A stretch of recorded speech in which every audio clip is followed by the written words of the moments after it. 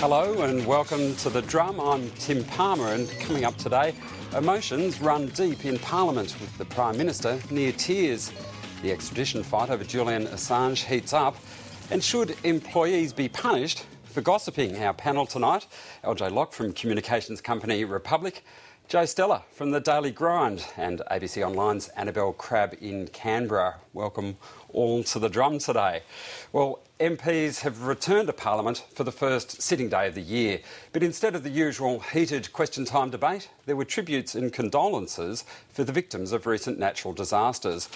And after much public criticism for being too cool, Julia Gillard fought back tears as she recounted events of the Queensland floods. The courage it takes for a young boy, 13-year-old Jordan Rice, to say to his rescuers, "Take my brother first." And before that brave rescuer could return, Jordan and Mum Donna were taken by the flood. But the legend of Jordan's amazing courage will go on. In a media report, Mark said, "I looked over my shoulder and I saw her sitting on the floor of the aircraft, and she was devastated. It was heartbreaking." What Mark was witnessing was a young, pregnant mother who just seconds before the shopper had arrived had had her young child wrenched from her weary arms by the flood waters. Well, it was only on last night on Four Corners that we saw Julia Gillard asked about unflattering comparisons between Anna Bligh's response and perceptions of her own difficulty in relating to the public over the floods. I don't let things like that worry me, and it's, sort of a sideline. What I judge myself by is whether I'm making the kind of difference that I want to make. Well, Annabel Crabb, certainly they were touching stories that we heard the Prime Minister recount in Parliament, and everyone's searching for the real Julia. What did we see in the House today? Well, we saw people talking about something pretty extraordinary and something really sad that happened not very long ago. And I've got to say I'm pretty uncomfortable with all of this instant analysis about what do the tears mean? What does it mean politically, You've got all these kind of tear specialists coming in, tear fall gauges.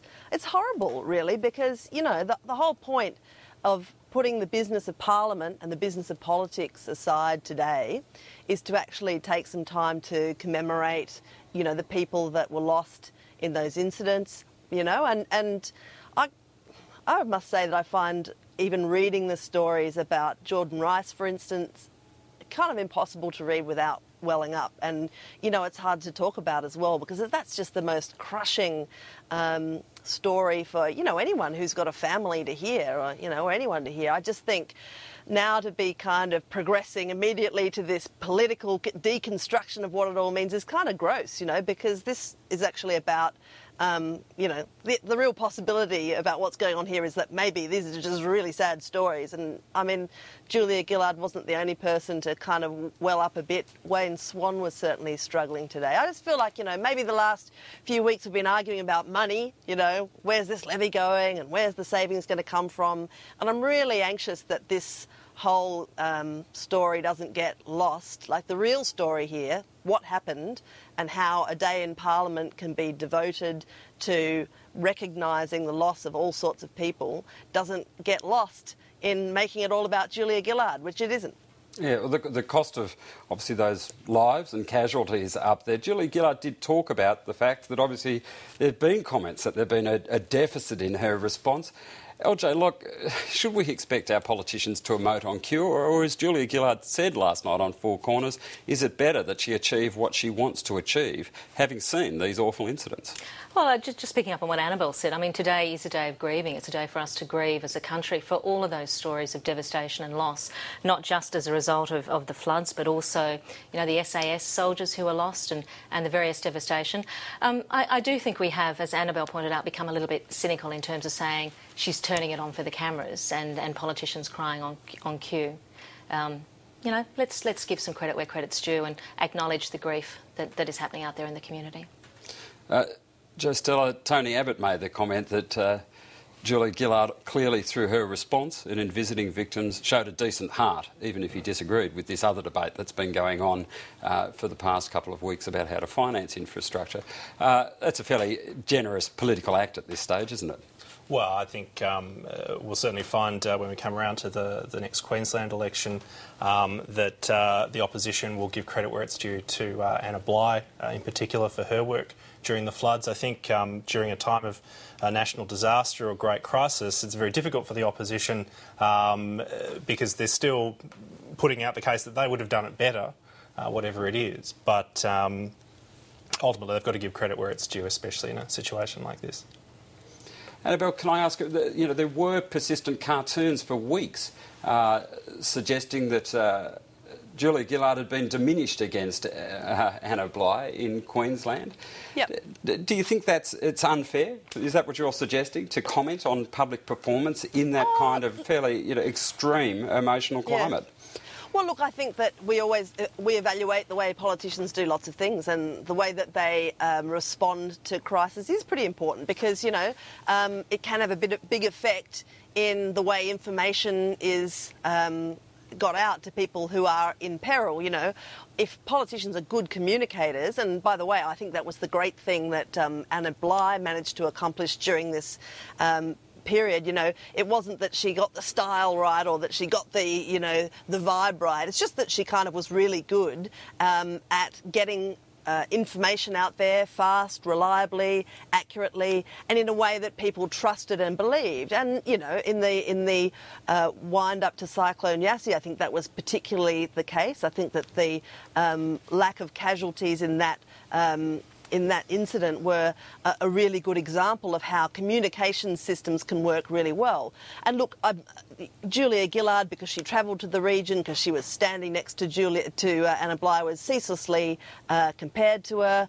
I think in a crisis, as a politician, you are as useful you are as good as the use that you can be, And if you've got information to disseminate, then you're extremely useful. If you're kind of just standing around, it's very hard, to be of use to people who are in difficulties. I think that probably Julia Gillard suffered quite she would have been criticised for not going along. Then she was kind of criticised for her demeanour when she was there. I think that is all part and parcel of the difficulty that politicians often have handling disaster zones. Usually people aren't thinking about politics, and why would they be? If they're in danger, they're thinking about anything else. They just need information and they need services. Well, aside from that discussion of the human cost today, there was a return to discussions about the actual physical cost of rebuilding in Queensland. The federal opposition is, of course, against the government's flood levy, and today it announced the budget savings it wants Labor to make instead of raising that levy. The biggest is $600 million deferring water buybacks in the Murray-Darling Basin, as expected. The opposition leader, Tony Abbott, and his shadow treasurer, Joe Hockey, also want to save $448 million by postponing a scheme building schools in Indonesia. Indonesian schools program turns out to be something of high value. We're prepared to look at it again down the track. But with so many schools destroyed or damaged in Australia, we do think that charity begins at home. Bear in mind, the government is spending $45 billion on interest repayments over the next 4 years alone because of government debt. $45 billion. And this argument about having, levies and setting up funds for ongoing disasters, that's what the budget is for. Annabel Crabb, there was some dissent, supposedly, within the party about the idea of cutting foreign aid to Africa. There is a cut to foreign aid, only it's to Indonesia. What's the program that Tony Abbott wants to defer at this stage? Well, the program in question, it's called the Australia-Indonesia Education Partnership. It was actually introduced in 2007. So it's kind of it was initiated by the previous government, but it was a much smaller project at that stage, worth about $11 million, I think, at that time. And the idea was to help build schools, English education and so on, as well as helping with Islamic schools in the Indonesian region.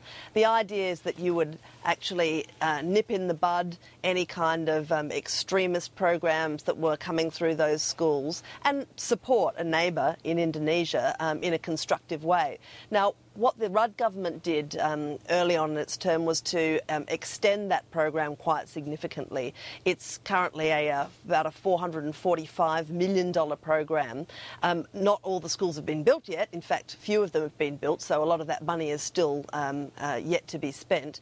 Tony Abbott has said, well, look, you know, we actually want the efficacy of that scheme, the earlier, smaller scheme, to be part of the regional review of foreign aid. And until we work out whether that's going to be money well spent, we're going to defer it. So he said, and you could see in that grab, he said, well, look, if it turns out to be something worth keeping, then we'll reconsider it down the track. Now, a lot of the cuts that he announced today, which are about $2 billion worth, were a case of deferring funding rather than cutting it off summarily.